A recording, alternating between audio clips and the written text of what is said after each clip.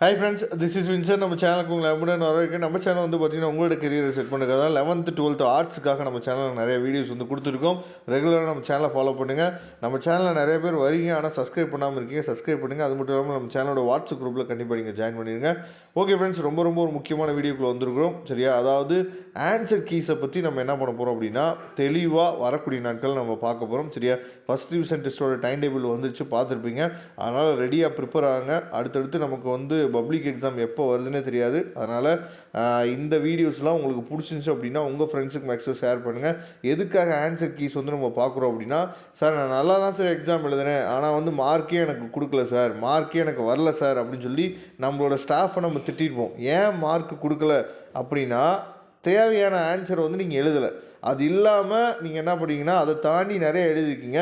ஆனால் தேவையான ஆன்சர் நீங்கள் எழுதாத காரணத்தினால தான் நமக்கு என்ன பண்ணல அப்படின்னா மார்க் வந்து வரலை அப்படிங்கிறத நீங்கள் கொஞ்சம் புரிஞ்சுக்கணும். அப்போ தேவை இருக்கிற ஆன்சர் என்ன, தேவையில்லாத ஆன்சர் என்ன அப்படிங்கிறத நீங்கள் பார்க்குறதுக்காக தான் இந்த வீடியோவே உங்களுக்காக நம்ம என்ன பண்ணிக்கணும்னு சொல்லி பார்த்தா கொடுத்துருக்கோம். சரியா, அப்போ கொஸ்டின் பேப்பர் வந்து பார்த்திங்க அப்படின்னா டைப் ஏ டைப் பின்னு சொல்லி 2 கொஸ்டின் இருக்கும். இதில் வந்து ஒன் வேர்ட்ஸ் வந்து சஃபில் பண்ணி நமக்கு வந்து கொடுப்பாங்கங்கிறது தெரிஞ்சிருக்கும். ஒன் வேர்ட்ஸில் வந்து பார்த்திங்கன்னா ஆப்ஷன், ஆன்சர், சரியா, அதுக்கப்புறம் கொஸ்டின் நம்பர், இது 3மே கரெக்டாக இருந்தால் மட்டும்தான் நமக்கு வந்து 1 மார்க் கொடுப்பாங்க.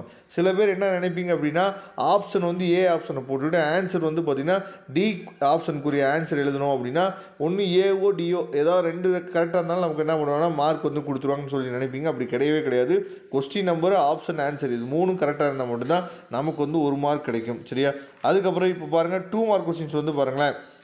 2 மார்க் கொஸ்டின்ஸுக்கு வந்து என்ன மாதிரியான ஆன்சர் வந்து வேணும் அப்படிங்கிறத வந்து பார்த்திங்க அப்படின்னா இங்கே தெளிவாகவே கொடுத்துருக்காங்க. அதுக்கப்புறம் ரொம்ப முக்கியமாக, அதாவது எப்பயுமே பப்ளிக் பேப்பர் வேல்யூஷன் பண்ணும்போது ஸ்டாஃப்ஸ் வந்து என்ன நினைப்பாங்க அப்படின்னா பசங்களுக்கு வந்து மார்க் வந்து அதிகமாக கொடுக்கணும் அப்படின்னு சொல்லி தான் நினைப்பாங்க. அதனால தான் இங்கே ப்ராக்கெட்டில் பிளாக் லெட்டரில் கொடுத்துருக்காங்க, any other related concept mark can B award அப்படின்னு சொல்லி கொடுத்துருக்காங்களா. அதாவது இதை எழுதுனா மார்க் கொடுங்க, அப்படி இல்லைன்னா இந்த கான்செப்ட்டுக்கு ரிலேட்டடாக எழுதியிருந்தால் கூட அவங்களுக்கு வந்து மார்க் கொடுங்க அப்படின்னு சொல்லி கொடுத்துருக்காங்க. சரியா, அதுக்கப்புறம் OTCEI, சரியா, இந்த கொஸ்டின் வந்து கேட்டிருக்காங்க. இதை தெளிவாக பார்த்துங்க. அது எப்படி, அதுக்கு வந்து இந்த ஒரு பாயிண்ட் எழுதுனா அப்படின்னாவே 2 மார்க் கொடுக்க சொல்லியிருக்காங்க. சரியா, அதெல்லாம் பார்த்துங்க. அதுக்கப்புறம் ஹியூமன் ரிசோர்ஸ் மேனேஜ்மெண்ட், அதாவது HRM இருக்குது பார்த்தீங்களா, அதுக்குரிய ப்ராப்பர்ட்டிஸு, அதுக்குரிய ஆப்ஜெக்ட் வந்து கேட்டிருக்காங்க. அதுக்குமே ரிலேட்டட் கான்செப்ட் எழுதுனீங்க அப்படின்னாவே உங்களுக்கு வந்து 2 மார்க் கொடுக்க சொல்லியிருக்காங்க. சரியா, இதெல்லாம் தெளிவாக நீங்கள் பார்த்துக்கணும். அதுக்கப்புறம் அல்ட்ரேஷனில் if any 2 example full mark can be அவார்டுன்னு சொல்லி கொடுத்துருக்காங்க. அதாவது 2 எக்ஸாம் எழுதினாவே ஃபுல் மார்க் வந்து கொடுக்குன்னு சொல்லி கொடுத்துருக்காங்க. அதுக்கப்புறம் டைரக்ட் ஃபோரம், சரியா, இதுக்கும் வந்து பார்த்திங்கன்னா அந்த மாதிரி தான் கொடுத்துருக்காங்க. இதை தெளிவாக நீங்கள் பார்த்துங்க. அதுக்கப்புறம் 30th கொஸ்டின் வந்து இன்டர்பிரேட்டர் பற்றி கேட்டிருக்காங்க.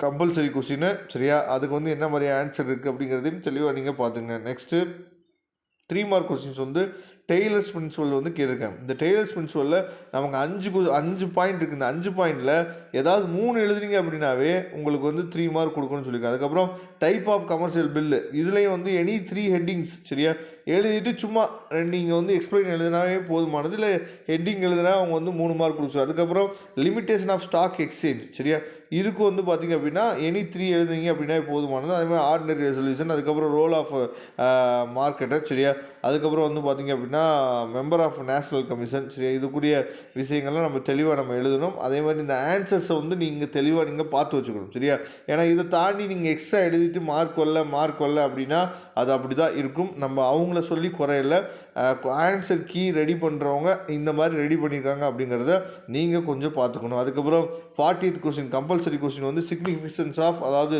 பிளேஸ்மெண்ட் பற்றி கொடுத்துருக்காங்க. சரியா, எனி 3 எழுதுனீங்க அப்படின்னாவே 3 மார்க் கொடுக்கணும்னு சொல்லி கொடுத்துருக்காங்க. அதையும் நீங்கள் பார்த்துங்க. அதுக்கப்புறம் பார்ட் 4 பாருங்கள், பிரின்சிபல் ஆஃப் மேனேஜ்மெண்ட்டில் அதாவது எனி 5 வித் ஸ்மால் எக்ஸ்பிளனேஷன், ரொம்பலாம் நீங்கள் டீப்பாக நீங்கள் எக்ஸ்பிளைன் பண்ண அவசியம் இல்லை. இதில் மொத்தம் வந்து பார்த்திங்க அப்படின்னா 15 ஹெட்டிங் இருக்குது பிரின்சிபல் ஆஃப் மேனேஜ்மெண்ட்டில். இந்த 15 ஹெட்டிங்கில் ஏதாவது 5 நீங்கள் எழுதுனீங்கன்னா போதும், வித் ஸ்மால் எக்ஸ்பிளனேஷனோடு எழுதுனீங்கன்னா போதும் அப்படின்னு சொல்லி கொடுத்துருக்காங்க. இதையும் தெளிவாக நீங்கள் பார்த்துங்க. அதுக்கப்புறம் ஸ்டெப்ஸ் இன் ஃபில்லிங், அதாவது கம்ப்ளைண்ட் இன் கன்சூமர் கோர்ட், சரியா, ஒரு கன்சூமர் கோர்ட்டில் நீங்கள் போய் எப்படி கம்ப்ளைண்ட் கொடுக்குறது அப்படிங்கிறதுக்கு என்னென்ன ஸ்டெப்ஸ் அப்படின்னு சொல்லி கேட்டிருக்காங்க. Any other related concept mark can be அவார்டுன்னு சொல்லி கொடுத்துருக்காங்க. இதையும் பார்த்துங்க. அதுக்கப்புறம் அட்வான்டேஜஸ் ஆஃப் லிபரலைசேஷன், அதுக்கப்புறம் டிஸ்அட்வான்டேஜஸ் ஆஃப் லிபரலைசேஷனை பற்றி கேட்டிருக்காங்க.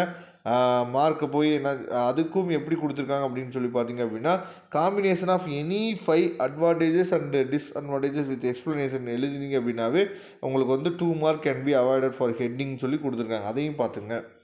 சரியா? அதுக்கப்புறம் கேரக்டரிஸ்டிக்ஸ் ஆஃப் மணி மார்க்கெட்டு, இந்த கொஸ்டின் வந்து கேட்டிருக்காங்க. இதுலேயும் ஏதாவது 5 எழுதிங்கன்னா போதுமானது. அதுக்கப்புறம் கேரக்டரிஸ்டிக்ஸ் ஆஃப் ஹியூமன் ரிசோர்ஸு, இதுலேயும் எனி 5 எழுதிங்கன்னா போதுமானது. அதுக்கப்புறம் கேஎம்பி கொடுத்துருக்காங்க. கேஎம்ப்லேயும் வந்து எனி 5 எழுதினீங்கன்னா போதுமானதுன்னு சொல்லி தான் கொடுத்துருக்காங்க. Next evaluation of marketing. Evaluation of marketing வந்து பார்த்தீங்கன்னா, அதாவது எனி 5 வித் ஸ்மால் எக்ஸ்பிளேஷன், இல்லாட்டி 2 mark can B awarded for heading. Heading மட்டும் நீங்கள் எழுதிங்க அப்படின்னா 2 மார்க் கொடுக்க சொல்லியிருக்காங்க. சரியா? இதெல்லாம் தெளிவாக நீங்கள் பார்த்துங்க. அதுக்கப்புறம் ரொம்ப முக்கியமானது வந்து டைப் ஆஃப் ஃபினான்ஷியல் மார்க்கெட்டு, இதுலேயும் 5 ஹெட்டிங் நீங்கள் எழுதி எக்ஸ்ப்ளனேஷன் எழுதிங்கன்னா போதுமானது. அதுக்கப்புறம் வேரியஸ் டைப்ஸ் ஆஃப் டெஸ்ட்டு, அதாவது எபிலிட்டி டெஸ்ட்டு, பர்சனாலிட்டி டெஸ்ட் இருக்குது பார்த்தீங்களா, இதில் ஏதாவது 5 கொடுத்து நீங்கள் ஸ்மால் எக்ஸ்ப்ளனேஷன் எழுதிங்கன்னா போதுமானது. அதுக்கப்புறம் 5 கவர்மெண்ட் என்டர்பிரைஸ் ஸ்கீம்ஸு, இது வந்து பார்த்திங்க அப்படின்னா ரொம்ப ரொம்ப முக்கியமானது. அதுக்கப்புறம் 46 வந்து பார்த்திங்கன்னா அட்வான்டேஜஸ் ஆஃப் எம்பிவி. சரியா? 47 வந்து பார்த்தீங்கன்னா write notes on national stock exchange, national security deposit limited. சரியா? இதை தெளிவாக நீங்கள் பார்த்துங்க. அதுக்கப்புறம் இம்பார்ட்டன்ஸ் ஆஃப் இன்டர்செப்டர். சரியா? இது ரொம்ப முக்கியமான கொஸ்டின், இதையும் தெளிவாக நீங்கள் பார்த்துங்க. அப்போ ஹெட்டிங் கொடுத்துட்டு ஹெட்டிங் கீழே ஏதாவது 5 பாயிண்ட்டை நீங்கள் எழுதிட்டு லைட்டாக சும்மா நீங்கள் எக்ஸ்பிளேஷன் எழுதினீங்க அப்படின்னாவே போதுமானது. சரியா? ஃபுல் மார்க் உங்களுக்கு வந்து கிடச்சிரும். இதை நீங்கள் பார்த்துங்க. ஓகே ஃப்ரெண்ட்ஸ், கண்டிப்பாக இந்த வீடியோ வந்து உங்களுக்கு ரொம்பவே ஹெல்ப்ஃபுல்லாக இருக்கும்னு நினைக்கிறேன். அப்படி ஹெல்ப்ஃபுல்லாக இருந்துச்சு அப்படின்னா உங்கள் ஃப்ரெண்ட்ஸுக்கு மேக்ஸிமம் ஷேர் பண்ணுங்கள். நம்ம சேனலோட வாட்ஸ்அப் குரூப்பில் கண்டிப்பாக நீங்கள் ஜாயின் பண்ண மறந்துடாதீங்க. தேங்க்யூ. நம்ம நெக்ஸ்ட் வீடியோ பார்க்கலாம்.